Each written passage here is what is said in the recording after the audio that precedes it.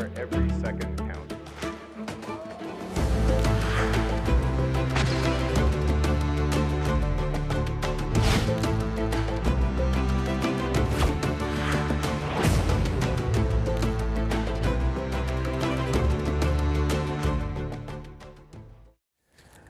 코스피가 처음으로 이제 5천선을 돌파를 했죠, 지난주에. 그런데 시가총액 3위로 이게 급등하면서 지수 상승을 좀 주도한 회사가 있었어요. 바로 어디냐? 현대자동차 빼놓을 수 없죠.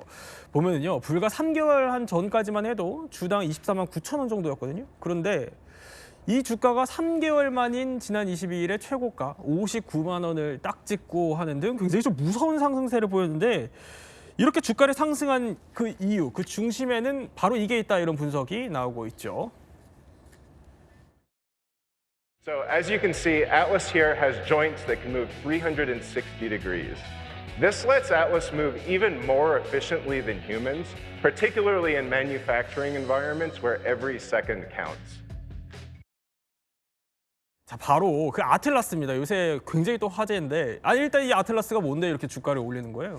네, 매년 1월에 라스베가스에서는 CES라는 굉장히 특별한 전시회가 열립니다. 이게 뭐냐면 세계 최대 가전 IT 이 전시회인데요. 네. 이 자리에서 이 현대자동차가 아틀라스라고 하는 휴머노이드 로봇, 그러니까 사람을 닮은 로봇을 이제 공개를 한 거예요.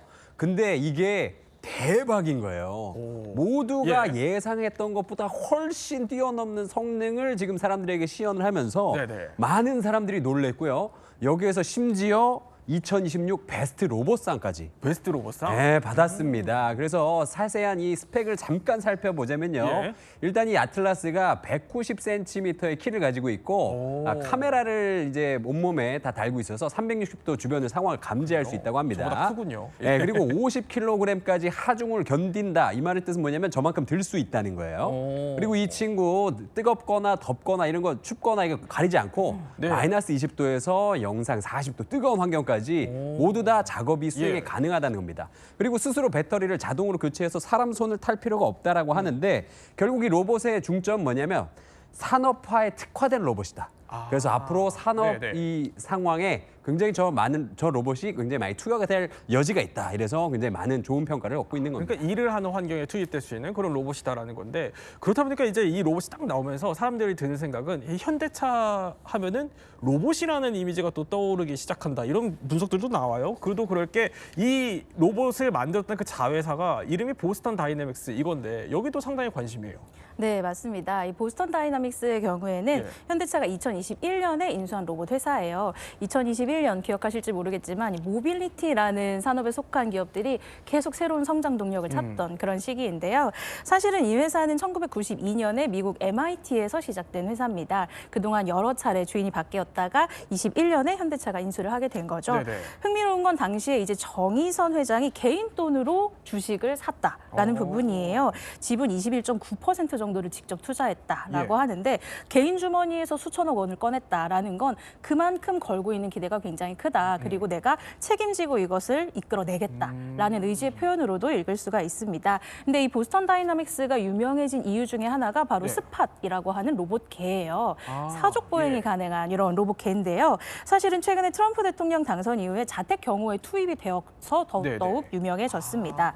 근데 여기에서 제일 지금 주목받고 있는 건 바로 휴머노이드인 아틀라스다. 네네. 이렇게 말씀드릴 수가 있고요. 사실 이 2024년 4월 정도에 굉장히 재미있는 영상 하나가 보스턴 다이나믹스에서 올라왔습니다. 기존의 이 유압식 아틀라스가 계속 넘어지고 저렇게 구르고 실패하는 이런 영상을 올렸는데, 이건 과거군요. 맞아요. 근데 저 영상의 제목이 뭐냐면 HD 아틀라스와의 작별이라는 영상이었습니다. 그러니까 마치 이제 우리 은퇴합니다라는 그런 메시지처럼 보이기도 했는데요. 재미있는 건 다음 날이었어요. 완전히 새로워진 전기식 아틀라스를 공개하게 된 겁니다. 이때 충격받은 게 일어나는 모습이었어요. 영상 보시면 상상을 못한 각도로 일어나는 이런 모습을 보여주고 있거든요. 게다가 전기 모터로 움직이기 때문에 굉장히 조용하고요. 또 배터리로 이동하기 때문에 굉장히 자유롭게 움직일 수 있다라는 장점이 있습니다. 근데 짧게 좀 궁금한 거 하나 있어요. 아까 그 MIT에서 출발했다 그랬나요, 미국? 어쨌든 그러면 이제 현대차가 인수하긴 했지만 이렇게 볼 수도 있을 것 같아요. 이게 우리 한국, 우리나라의 기술력이라고 볼 수 있냐. 네, 그런 의문을 가지고 계신 분들이 분명히 예. 계세요. 두 가지 측면에서 보면 좋을 것 같은데 첫 번째는 기술적인 부분입니다. 기술적으로는 미국 DNA를 가지고 있는 게 맞기는 해요. 여전히 CEO도 미국인, 본사도 미국 회사, 엔지니어도 미국 사람들이 훨씬 많거든요. 네네. 다만 그럼 현대차는 뭐 하는 거냐라고 물으신다면 사실 이번 CES 발표에서 또 주목을 받았던 것 중에 하나가 아틀라스에 들어가는 핵심 부품인 액추에이터, 이 구동 장치를 현대 모비스에서 만든다라고 이야기를 했거든요. 그래요? 즉 우리나라 예. 기술이 아주 핵심적인 중추를 담당하고 있는 거고요. 게다가 이 상업화하는 것, 양산하는 것, 전 세계적으로 공급하는 것 이런 것들은 예. 기존의 보스턴 다이나믹스에서는 할 수 없었던 부분이기 때문에 그렇군요. 현대차가 굉장히 큰 부분에 기여를 하고 있다라고 말씀드릴 수 설명 있습니다. 씨가 명쾌하게 정리가 됐어요. 근데 궁금한 거는 이제 뭐 국적 이런 것도 궁금했지만 기술력이 제일 궁금하겠죠. 자, 그러면은 지금부터는 기존에 그 공개됐던 휴머노이드 로봇이랑 이 아틀라스가 도대체 뭐가 다르길래 이렇게 전 세계가 주목을 하는 걸까? 저희가 한번 차이점으로 비교를 해보죠. 첫 번째, 이것이 다르다. 뭘까요? 남다른 역동성, 이 키워드가 뜨는데 이거 무슨 얘기죠? 네, 이 아틀라스의 움직임에 관련된 부분입니다. 네. 특히 최근에 CES에서 굉장히 화제가 된 영상이 하나가 있어요. 그래요? 바로 백덤블링 영상입니다. 예. 이 백덤블링이라고 하는 게 뒤로 공중제비를 도는 거잖아요. 영상 보시면 이렇게. 이 장면입니다. 네. 이게 근데 오. 왜 화제가 됐느냐? 예. 바로 저 삐끗 하는 순간 때문에 굉장히 화제가 됐어요. 근데 균형을 잡네요? 맞아요. 예. 그러니까 예를 들어서 미리 입력된 동작을 정확하게 하는 것보다도 이렇게 예측하지 못한 돌발 상황에 얼마나 빠르게 인지하고 수정하면서 대응할 수 있는가 하는 부분들이 전문가 사이에서 굉장히 큰 화제가 되고 있는 거거든요. 사실 뭐 중국산 예. 로봇들도 뒤돌기 굉장히 잘하는데요. 네. 일부 영상들 보면 착지하는 과정에서 굉장히 위험한 그런 장면들도 나오고 있습니다. 저렇게 보시는 것처럼 예. 돌발 상황에 빠르게 대처하지 못하는 이런 모습들이 보이고 있기 때문에 알아서 뭐 자세를 못 잡는다는 거군요. 맞아요. 예. 그래서 인간처럼 빠르게 반응하고 몸을 비틀면서 균형을 잡는 이런 아틀라스의 역동성이 굉장히 주목을 받았습니다. 그러니까 뭔가를 학습하듯이 이미 알고 있듯이 상황이 생겨도 바로바로 대응할 수 있다 뭐 이런 능력을 갖고 있다라고 설명을 해주신 거예요. 네, 순발력이 굉장히 예. 좋은 거죠. 그렇군요. 자, 그런데 보면은 두 번째는 이것도 또 다르다고 해요. 한번 살펴보죠. 이것이 다르다. 두 번째 키워드는 압도적인 파워와 관절이라는 건데 이거는 어느 정도입니까? 자, 파워 한번 보겠습니다. 네. 영상이 준비가 되어 있거든요. 영상 보실까요? 이 아틀라스가요, 50kg의 하중을 들 수 있다 그랬잖아요. 그래서 이 영상은 실제로 구현하는 영상은 아니고 이렇게 일을 하게 될 것이다라고 보여주는 영상입니다. 그래서 네네. 보시면은 저렇게 무거운 거를 그냥 한 손에 들어요. 두 손이구나. 두 손에 들어요. 네, 두 손이네. 네, 그리고 머리 위로 들 수 있는 건 30kg까지라고 합니다. 오. 나중에 또 보완이 되겠죠. 요거까지는 그럴 수 있다. 네네. 이렇게 볼 수 있습니다. 근데 이제 문제는 뭐냐면 이 친구가 앞뒤가 없어요. 그러니까 무슨 말이냐면 관절이 360도로 돌아가기 때문에 네. 앞에서 이렇게 일을 하다가 곧바로 이 관절 돌려서 뒤로 일을 또 할 수 있거든요. 그러니까 관절 구조가 너무 특이합니다. 그래서 보통 보면은 앞에서 이렇게 일하다가 뒤에서 작업 필요하면 몸을 돌리지 않고 그냥 관절만 빙글 돌려서 지금 나옵니다. 지금 나오네요. 네, 이렇게 보시면 앞뒤가 구분이 없는 거예요. 그러니까 어떤 방향이든 자기가 일을 한다면 그 방향으로 일을 할 수 있는 겁니다. 네. 근데 이게 왜 중요하냐면 사실 저 로봇이 이제 일하게 될 공간이 굉장히 좁을 거기 때문에 사실은 이게 사람이면은 그 앞뒤가 있기 때문에 이게 움직이는데 오래 걸리잖아요. 네네. 공간도 공간도 많이 소화도 필요하고. 네. 근데 저 친구 이제 공간 감각이 이제 우리와는 완전 다르다. 이렇게 볼 수 있겠고요. 정말 사람 같아요. 세심하게 잡는데요. 네, 움직이는 모습이 굉장히 반응 속도라든가 저 고개를 끄덕이는 움직임이라든가 굉장히 사람과 유사한 휴머노이드라는 이름이 참 잘 어울리는 것 같아요. 근데 뭐 일단은 아틀라스와 옵티머스 이야기들을 저희가 계속 하고 있는데 예. 두 개가 약간 용도에 따른 차이는 좀 있다고 현재로서는 보여지기는 합니다. 뭐 비교하자면 우리가 정밀한 수술을 할 수 있는 가위가 있고 네. 두꺼운 강철을 자를 수 있는 가위가 있고 뭐 요리할 때 쓰는 가위들이 있잖아요. 각각 다 훌륭한 가위이지만 쓰임새가 다른 것. 그런 것에 좀 비유를 해보면 좋을 것 같아요. 일단 관절 개수 같은 것도 다르게 되어 있는데 아틀라스의 경우에는 56개의 관절이 있고 옵티머스는 40개 정도의 관절이 있습니다. 관절이 많다는 건 그만큼 꺾이는 부분이 많다. 자유롭게 움직일 수 있다는 걸 의미를 하는 거거든요. 그래서 테슬라의 경우에는 특히 인간의 손을 굉장히 잘 모방하려고 노력을 한 걸로 알려져 있고요. 그래서 방금 보신 것처럼 계란 잡고 공 잡고 이런 게 가능합니다. 대신에 아틀라스의 경우에는 굉장히 무거운 걸 들거나 산업 현장에서 좀 더 능력을 발휘할 만한 그런 요소들을 가지고 있어요. 예. 그래서 두 개가 좀 쓰임새가 다르게 현재는 가고 있는 것 같다. 이렇게 이해하시면 좋을 것 같습니다. 그러면 여기까지 살펴봤다면 또 있대요. 이거는 좀 아틀라스가 다르다라는 거거든요. 세 번째는 이것이 다르다. 스스로 해결한다라는 건데 아니 그런데 곽 작가님 사실 보면은 휴머노이드 로봇이라는 게 원래 스스로 해결하는 거 아니에요? 뭐가 다른데요? 우리나라의 산업 현장에 로봇이 양산되어 가지고 대량으로 생산되기 시작한 게 1986년입니다. 금년이 로봇 생산 40주년입니다. 혹시 여러분들 중에 이거 보시는 분 중에 우리나라 최초의 로봇보다 더 어리신 분들은 혹시 계신가요? 저요. 그래서 그러시군요. 그래서 산업 현장에서 로봇이 활용된 지 굉장히 오래됐습니다. 그런데 요즘 들어서 로봇이 왜 이렇게 더 많이 주목을 받느냐라고 하면 방금 전에 말씀해주신 스스로 유연하게 사람처럼 판단하는 이 인공지능 기능이 요즘 대폭 들어가고 있기 때문입니다. 과거에 로봇을 사용한다라고 하면 반복적인 작업을 똑같이 그대로 하기 위해서 로봇들을 많이 사용했죠. 네. 그래서 로봇 팔이 움직인다라고 하면 로봇 팔이 움직일 때에 그 관절 각도 하나하나를 다 입력을 해줘가지고 항상 움직일 때마다 정확하게 그 각도로 움직이는 일만을 반복하는 그런 것이 로봇이 사용할 때의 방식이었는데 예. 요즘에 나온 인공지능 로봇들은 보시다시피 지금 현장에 어떤 상황이 주어지느냐에 따라서 예. 물체가 떨어진 것이 어디에 있는지 정확하게 똑같은 일을 반복하지 않고 사용자가 원하는 목적이 뭔가에 따라서 그때그때 자기의 팔에 움직여야 하는 뭐 각도, 거리 이런 것들을 스스로 인공지능으로 다 계산해서 움직이도록 하는 그 기능이 추가되어 있기 때문에 한 대의 로봇을 예. 가지고 굉장히 다양한 용도로 편하게 마치 사람에게 일시키듯이 사용할 수 있을 것이다 라고 해서 큰 주목을 받고 있는 거죠. 지금 보니까 사람이 박스 뚜껑을 이렇게 막 닫으려고 하니까 저거를 열고 지금 보면은 마치 로봇이 뭔가 목적을 이해하고 있는 듯한 그런 행위를 보여준다는 겁니다. 보시면 로봇이 관절을 움직이는 각도라든가 뭐 팔을 움직이는 거리 같은 게 똑같이 반복되는 게 하나도 없습니다. 그때 보이는 상황을 보고 판단을 해가지고 자기가 목표로 하는 저 물건을 움직이는 일들을 하기 위해서 그거를 판단해서 그에 맞춰서 움직이고 있는 것들이거든요. 그래서 이런 인공지능 기능들이 계속 보완된다라는 측면에서 기대를 좀 많이 받고 있죠. 자, 그러면 말 그대로 거의 보면 이제 아틀라스라는 게 어떻게 보면은 인간의 좀 노동력을 대신할 수 있는 수준까지 올라왔다 이렇게 보이긴 합니다. 거의 뭐 현존 최고 산업 로봇 아닌가라는 생각이 들기도 하는데 자, 그러면 이번에 인간의 노동력을 어떤 분야에서 로봇들이 대신하기 시작하는 걸까? 이제 조금 더 다른 로봇 얘기로 한번 넘어가 보죠. 첫 번째는 바로 이거라고 합니다.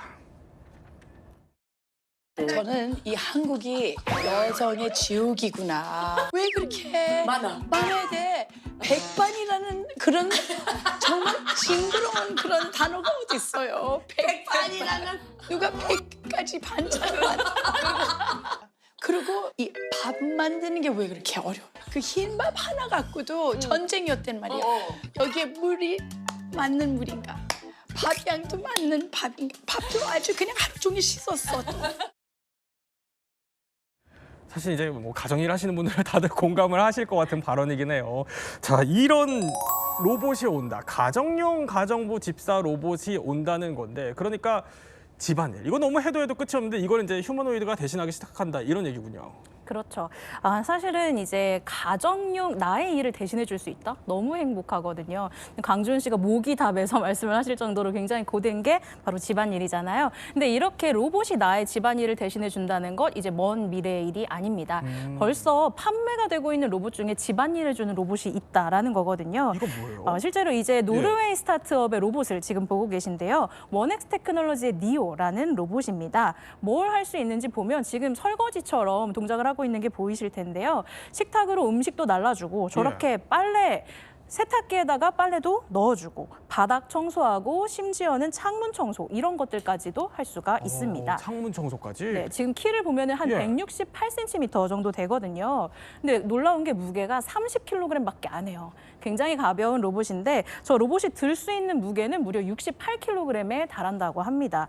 굉장히 무거운 것들까지 척척 들면서 집안일을 해줄 수 있다라는 개념이고요. 네. 다만 처음에는 완전 자율로 움직이는 것은 아니고 인간이 VR로 원격 가격 조정을 해서 시작을 해요. 대신에 그걸 계속 지속적으로 학습을 해서 나중에는 혼자 할 수 있게 되는 그런 개념으로 그 생각을 정도까지? 해주시면 예. 되겠습니다.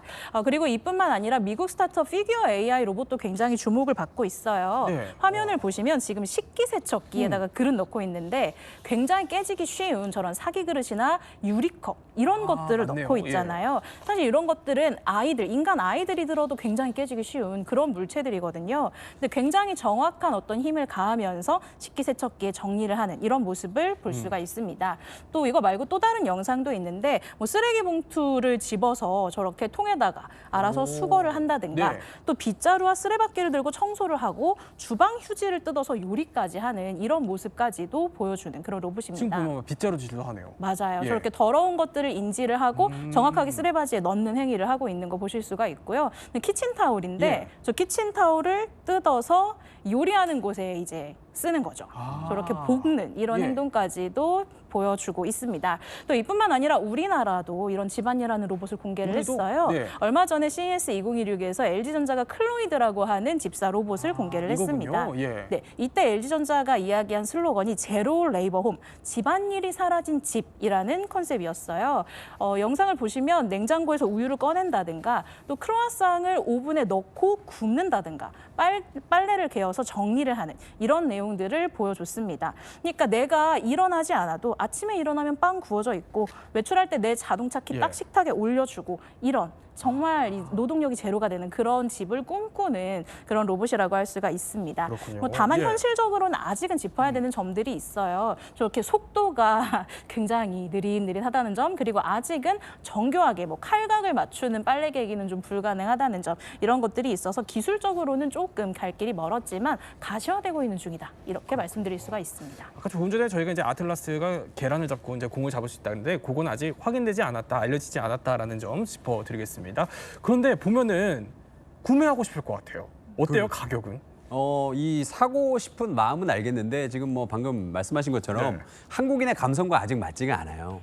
너무 느립니다. 그래서 오. 보고 있으면 답답해요. 엄마가 설거지 시켰는데 저렇게 설거지하고 있다 그럼 바로 등짝 맞는 거잖아요, 솔직히. 그러니까 지금은 아직은 사용할 때는 아닙니다. 다만 이 노르웨이 스타트업에서 나온 네오 같은 경우에는 이 렌탈 요금제로 뭐 지금 이제 조금씩 주문을 조금 받고 있다 그래요. 네. 정확하게 가격은 나와 있지 않습니다. 그리고 또 그렇군요. LG 클로이드 같은 경우에는 이 판매 일정이나 가격이 정해지지가 않았다 그래요. 아직은 살 수 없는 것 같고 또 일론 머스크가 만든 옵티머스 같은 경우에는 2027년 말부터 판매를 또 계획을 하고 있다고 하니까 아직은 그때까지 조금 더 이 기술이 발전돼서 나오기를 좀 바라보는 게 좋을 것 같습니다. 그렇군요. 근데 이렇게 뭐 가사일만 한다고 그러면 조금 섭섭할 것 같긴 합니다. 이제 로봇이 더 많이 발전을 했으니까 이 영역까지도 활동이 가능하다고 합니다. 이번에도 영상으로 살펴볼까요? 노인성 치매는 일종의 정신병입니다. 아버님 저예요, 정규림이. 무슨 일이세요, 아버님? 내가 왜 이런 희생을 아버님 때문에 당해야 하느냐고요. 바로 그 노약자들을 돕는 일종의 뭐 돌봄 영역 이런 거에도 이제 상용화가 되기 시작한다는 건데 특히 사실 가족이 아프면은 우리 가족 구성원에서 굉장히 고심이 크고 이제 힘든데 여기가 정말 필요할 것 같다는 생각이 들긴 해요. 그렇습니다. 우리나라에서 로봇에 많은 투자를 할 수밖에 없는 이유이자 지금 중국에서 국가적으로 로봇 기술에 관심이 가장 많이 쏠릴 수밖에 없는 이유로 꼽는 것도 네. 바로 이 노인 돌봄을 사람이 감당할 수가 없게 된다라는 걱정 때문입니다. 우리나라 같은 경우는 보통 65세 이상이면 노인이라고 하지 않습니까? 이미 재작년에 20% 전체 인구의 20%가 넘었거든요. 2030년대 되면 인구의 3분의 1이 노인이다 이런 시대가 온다라고 하는데 그때의 그 돌봄 노동을 감당하기 위해서는 어떻게든지 이제 로봇을 사용해야 된다라는 것이죠. 지금 화면에 보이시는 거는 이제 효도리, 효순이라고 해가지고 지금 현장에 이미 보급되어 있는 우리나라에 사용하고 있는 로봇인데요. 저 로봇 같은 경우에는 뭐 몸의 움직임을 도와주는 로봇은 아니고요. 근데 사람이 잘 지내기 위해서는 뭐 대화할 상대가 필요하고 정서적인 안정감을 줄 수 있는 그런 대상이 필요한데 뭐 사람이 일일이 그거를 다 맞춰주면서 항상 24시간 같이 있을 수가 없으니까 저는 정서적인 안정감을 위해서 사용하는 로봇을 보급한다. 이런 거를 뭐 이미 뭐 수년 전부터 일본에서부터 계속 해오고 있었는데 우리나라에서부터 사용한 후로부터 상당히 지금 도움이 되고 있다라고 하거든요. 네. 예. 지금 화면에 보여드리는 거는 이제 거기서 좀 더 발전해가지고 중국에서 한번 예시로 이렇게 만든 그 영상인데요. 여기서는 실제로 사람의 이제 거동을 도와줄 수 있는 기능 정도까지도 이제 로봇이 도와줄 수 있다라고 해가지고 앞으로는 이 예. 돌봄 노동의 일손이 부족해지는데 노인의 숫자는 계속해서 더 많아질 테니까. 그리고 지금의 어떤 그 아기가 태어나는 속도를 보면 이게 어떻게 반전될 여지도 당분간은 보이지 않기 때문에 우리가 미래의 노인 문제를 버텨내려면 무조건 이 분야에는 로봇을 투입해서 해결할 수밖에 없다라는 상당히 좀 절박함의 그런 영역에서도 많은 예. 기술 개발이 이루어지고 있는 그런 영역이기도 합니다. 자, 우리가 뭐 효도리도 받고 뭐 이렇게 집안일도 하는 로봇들도 쭉 다 봤지만 문득 이런 생각이 들어요. 그러니까 집안에 있다 보니까 로봇이 이게 자칫 오작동을 일으켜서 또 사고로 이어질 수 있는 거 아닌가라는 우려들도 들거든요. 이번에는 한번 영상으로 살펴보도록 하죠. 자, 이게 얼마 전에 공개됐던 이 중국의 한 로봇인데요. 일상 모습인데 보면요. 이렇게 막 계란 후라이 하다가 보면은 계란 후라이를 밟고 툭 하고 미끄러지는 저런 장면까지 포착이 됐었죠. 자, 그리고 또 보면은요. 거울로 돌진을 하는데 거울을 그냥 처참하게 깨버리는. 아이고, 보면은 저런 로봇의 장면. 또 보면은요. 창문으로도 막 달려갑니다. 저런 어떻게 보면 자칫하다가는 저게 정말 일상에 도입이 된다면은 이거 사고 아닌가라는 싶은 생각이 들 수도 있을 것 같은 그런 장면들이 화제였었죠. 이번에 또 다음 장면 한번 보죠. 자, 이번에도 중국의 한 로봇입니다. 만만치가 않습니다. 등장부터 보면은요. 가운데 거의 뭐 아이언맨 수준으로 뭔가 빔이 나오고 있는데 보면은 발차기를 합니다. 이 발차기 수준만 봐도 이거 만약에 사람이 맞는다라고 생각을 해보면은 좀 위험할 수 있다, 아찔할 수 있다 이런 생각이 들긴 합니다. 이게 물론 중국의 로봇들이 다 이렇다는 건 아닙니다라는 거지만 일부 이제 이런 장면들이 포착이 되면서 이 정도면은 사람한테 좀 무서운 수준이 아니냐 이런 생각이 들 수도 있을 것 같아요. 네, 그렇죠. 우리가 지금은 뭐 모니터 너머에서 저런 움직임들을 보니까 괜찮지 않나 이런 생각이 들겠지만 만약에 저런 로봇한테 예. 저렇게 맞는다고 한번 생각을 해보세요. 온몸이 다 금속으로 되어 있는 굉장히 거대한 로봇에게 발차기를 당한다. 뼈가 부러질 수도 있는 굉장히 부상의 위험까지도 있잖아요. 예. 당연히 이제 이러한 상황에 대해서 우려가 점점 대두되고 있는 상황인데요. 이런 것들을 대비해서 보스턴 다이나믹스와 같은 회사에서는 안전 시스템 같은 것들을 여러 겹으로 하려고 노력을 하고 있습니다. 대표적인 게 바로 사람 감지와 같은 기술이에요. 그러니까 센서를 통해서 주변에 사람이 있다라고 인지가 되면 즉시 동작을 멈추거나 천천히 움직이는 식으로 안전 시스템을 개발하고 있고요. 사실 이번에 CES에서도 이 아틀라스를 시연을 할 때 네. 일부러 좀 차분하고 천천히 움직이도록 조절을 해두었다라고 합니다.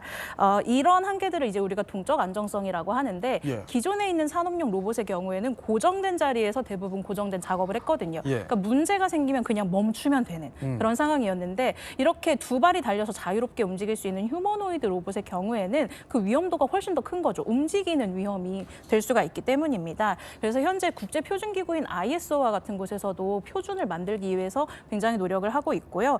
산업용 로봇과는 조금 다른 이런 규정들이 필요하기 때문에 논의를 하고 있는 그런 상황이라고 보시면 될 것 같습니다. 자, 이렇게 집안까지 살펴봤다면 이 휴머노이드 로봇이 도입할 수 있는, 들어올 수 있는 또 다른 현장이 또 있죠. 바로 노동 현장입니다. 한번 영상으로 볼까요?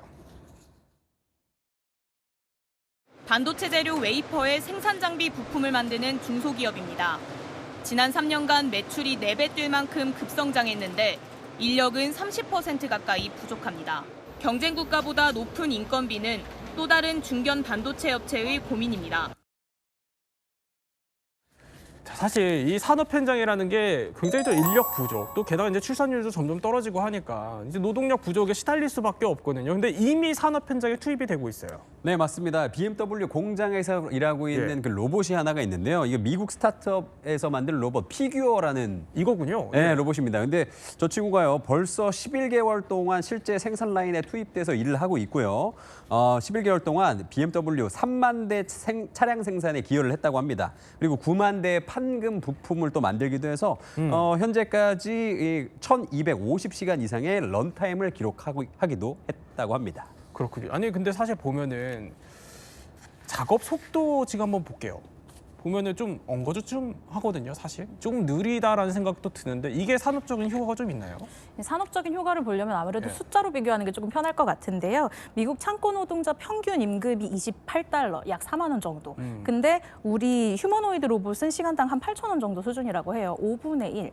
게다가 24시간 움직일 수 있잖아요. 혼자 충전까지 할 수 있기 때문에. 24시간. 네. 그래서 저렇게 작업 속도는 느리지만 전체 생산성 측면에서는 조금 더 높게 보고 있는 게 일반적이고요. 다만 도입 초기에는 이 로봇을 관리하기 위한 인력이 오히려 더 필요할 수도 있어요. 기업 입장에서는 한 3년에서 5년 후를 보는 장기적인 관점에서의 비용을 좀 체크를 그렇겠네요. 해봐야 될 것 같습니다. 그런데 이제 로봇의 진화 얘기를 하다 보니까 조금 더 무섭게 느껴지는 영상이 또 있다고 해요. 이번에도 영상으로 한번 제가 설명을 드려보죠. 자, 이게 미국 로봇 피규어 AI가 공개한 영상인데요. 휴머노이드 로봇이 보면은요, 이 비닐 소포죠. 비닐 소포를 집어서 살펴본 뒤에 컨베이어 벨트에 툭툭 이렇게 올려놓죠. 이게 그 소포 겉면에 보면 바코드가 있거든요. 이거를 이제 인식될 수 있게 그렇게 하는 모습들까지 보여드리고 있습니다. 그런데 작업 중에 한 사람이 손을 딱 내밀거든요. 이렇게요. 보면은 그러니까 소포를 또 건넵니다. 이 보면은 그냥 살아있는 사람 같아요. 근데 사실은 중요한 거는 이게 명령어를 입력한 게 아니라 사람이 작업하는 영상을 보고 로봇이 학습을 했다는 얘기예요. 네, 그렇습니다. 인공지능이 점점 강화되면서 예. 제일 기대되는 점이자 또 제일 걱정하는 점이기도 한데요. 예전에는 이제 로봇의 동작을 알려주려면 마치 컴퓨터 프로그램을 만들듯이 그러니까. 로봇 개발하시는 분들이 사용하시는 그런 컴퓨터 코딩하듯이 하는 그런 게 있습니다. 그걸로 막 열심히 작업을 해가지고 프로그램을 개발해야지 로봇에게 한 가지 동작을 더 시킬 수 있었거든요. 지금 인공지능이 많이 발달하게 되면 말로 내가 하는 것처럼 이렇게 하면 된다라는 정도만 이야기해도 로봇이 새로운 동작을 하면서 일을 도와줄 수 있게 된다라고 네. 하면 하나의 로봇을 생산해가지고 별의 별군 이 여러 가지 용도로 다 사용될 수 있지 않느냐라는 전망이 나오고 있는 거죠. 그렇게 되면 이제 그게 기대가 되는 면도 있으면서 네. 한편으로는 그렇게 모든 목적으로 일을 다 할 수 있는 로봇을 대량 생산한다라고 하면 그 대량 생산 때문에 가격도 굉장히 싸지지 않겠습니까? 그러면 정말 싼 로봇이 사람이 할 수 있는 모든 현장에 다 투입된다라고 하면 급격하게 바뀌는 그 일자리 문제는 어떻게 우리가 대처해야 될지 이런 쪽에서 이제 우려의 목소리도 좀 나오고 있는 거죠. 그리고 곽 작가님 설명 듣다 보니까 생각나는 게 얼마 전에 그 현대차 노조에서 아틀라스 두고 상당히 반발이 있지 않았었어요? 네, 맞습니다. 현대차가 오늘 2028년부터 네. 이 아틀라스를 양산해서 미국 공장에 투입을 하겠다라는 계획을 밝혔는데요. 현대차 노조가 이 소식에 바로 이제 반발을 했습니다. 현대차 노조는요, 노사 합의 없이 한 대 로봇도 들어올 수 없다라는 강경한 입장을 보였고요. 현대차는 이제 앞으로 어떻게 해야 될지 잘 모르겠습니다만은 이 노조 입장에서 본다면 지금 자신의 이 노동력을 로봇으로 대체하는 이 미래가 이렇게 달갑지는 않을 것 같습니다. 자, 이렇게 산업 현장까지 살펴봤다면 이제는요, 또 다른 분야가 있다고 해요. 마지막 분야 한번 또 살펴보도록 하죠. 로봇이 온다. 의사결정형 로봇인데, 그러니까 산업 현장에서 이제 인간이 의사결정을 이제 쭉쭉쭉쭉 해오던 거를 로봇이 할 수 있다 이런 얘기인가요? 네, 맞습니다. 이미 그런 사례들이 나오고 있고요. 이미요? 네, 대표적으로 폴란드의 한 주류 회사가 있습니다. 딕타도르라는 럼주 만드는 회사인데 예. 여기 CEO에 로봇을 앉혔어요. 미카라는 이름의 로봇이 지금 CEO가 로봇이에요? 네, 맞습니다. 그럼 이 로봇이 대체 어떤 일을 하느냐? 예. 지금 이렇게 생긴 로봇이 바로 CEO이신데요. 오. 구체적으로 보면 소비자의 구매 패턴 같은 것들을 분석을 하고요. SNS 트렌드를 실시간으로 파악해서 마케팅 전략을 최적화합니다. 그러니까 예를 들어 어떤 광고 캠페인이 좀 더 효과적이고 어떤 인플루언서랑 우리가 협업을 해야 되고 이런 것들을 판단을 내린다라는 거죠. 네. 또 럭셔리 브랜드니까 이 럼주의 병 디자인을 어떤 아티스트에게 맡기냐 이런 것도 이 미카가 결정을 하거든요. 실제로 세계적인 아티스트와의 예. 협업도 주도를 했다라고 합니다. 이 장점은 인간의 어떤 편견에 휘둘리지 않고 데이터 기반으로 의사결정을 내릴 수 있다라는 점이라고 하네요. 저 CEO님은 회식하자고는 말씀 잘 안 하시겠네요. 그럴 것 같습니다. 네, CEO니까 또 오이를 드리면 좋지 않을까요? 그런데 일론 머스크 얘기로 이제 한번 마무리를 해보려고 해요. 일론 머스크가 그래픽 한번 볼까요? 이런 얘기를 했다고 합니다.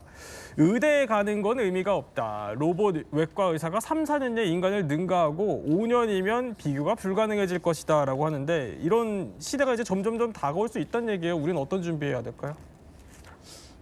20세기 사실 중반부터 SF 소설가들은 저런 미래를 많이 이야기를 했었습니다. 예. 80년대 뭐 버너 빈지 이런 사람들도 구체적으로 시나리오까지 이야기를 했었고요. 그런데 항상 머스크 회장님은 좀 맞는 이야기라도 시점을 좀 빨리 당겨서 이야기하시는 경향이 있죠. 네. 예, 머스크 회장님 말씀대로는 우리가 지금 벌써 화성에도 이거 중계하고 있어야 되거든요. 그렇기 때문에 좀 시일적으로는 조금 더 너무 급한 이야기는 있다라고 생각은 되지만 저 방향성에 맞춰서 좀 먼 미래를 우리가 고민할 필요는 있는 것 같습니다. 네, 세 분과 함께 진화하는 또 휴머노이드 로봇에 대해서 몰랐던 이야기 저희 한번 살펴봤습니다.